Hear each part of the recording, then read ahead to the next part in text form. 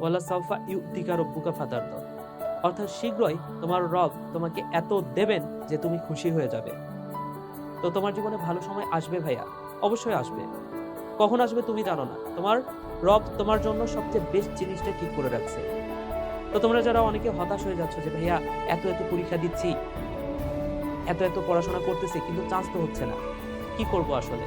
তো তোমার জন্য এখন দুইটা কাজ করতে হবে। সেটা হচ্ছে, প্রথম হচ্ছে সৃষ্টিকর্তার উপর ভরসা রাখো, এবং দ্বিতীয় কাজ হচ্ছে পরিশ্রম করো, এবং সঠিক ওয়েতে পরিশ্রম করো। তোমার পরিশ্রম হয়তো বা ভুল ছিল এতদিন, তুমি পূর্বের পরীক্ষাগুলো দেখো, তোমার আসলে ভুলটা কোথায় খুঁজে বের করো। তোমার কি টাইম ম্যানেজমেন্ট হচ্ছে না, নাকি তোমার পড়াশোনাটা ঠিক মতো তুমি করতে পারো নাই, নাকি তুমি যা পড়তেছো সেগুলো পরীক্ষাতে আসতেছে না? খুঁজে বের করো যে কোথায় সমস্যা, এবং সেইখান থেকে শিক্ষা নিয়ে পরবর্তী পরীক্ষাগুলোতে সেই ভুলগুলো আর করিও না। ইনশাআল্লাহ তোমার চান্স হবে।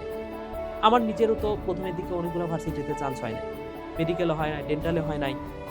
আমার রুমমেটের কথা চিন্তা করো, তার মেডিকেলে হয় নাই, ডেন্টালে হয় নাই, ঢাকা ভার্সিটিতে হয় নাই, আরইউতে হয় নাই। আমার তো হয়েছিল অনেকগুলাতে, কিন্তু তার তো হয় নাই। সে তো হতাশ হয়ে যাইতো, হ্যাঁ, হতাশ হয়ে বসে থাকতে পারতো, কিন্তু না, সে পড়ালেখা করছে, সে শেষ পর্যন্ত যুদ্ধটা চালায় গেছে, এবং শেষ পর্যন্ত কিন্তু সে শেরে বাংলা কৃষি ভার্সিটিতে কিন্তু এখন ভালো একটা সাবজেক্ট নিয়ে পড়তেছে। তো তোমার শেষ পর্যন্ত জাস্ট পরিশ্রমটা চালায় যাইতে হবে। অনেকে যারা হতাশ হয়ে বসে যাচ্ছে, তারা কিন্তু আসলে সামনের দিকে আর আগাইতে পারবে না।